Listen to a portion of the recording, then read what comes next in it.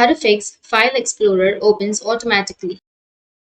So if you want to fix the File Explorer opens automatically, then what you need to do is first open up your File Explorer and don't close it. Just minimize it and right click on your taskbar and go with the Task Manager. Once you enter the Task Manager, now here you will have your Windows Explorer.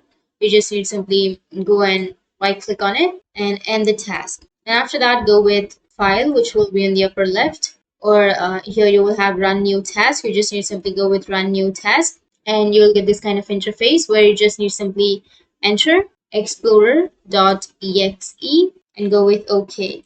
And this might fix your problem. But if that doesn't fix your problem, then you just need to simply go back and open up your control panel.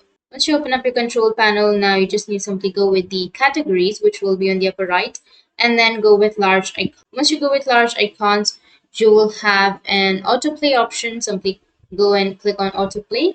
Once you click on autoplay, now you just need to simply disable use autoplay for all media and devices. Once you've disabled that, you just need to simply go with save, which is on the bottom right.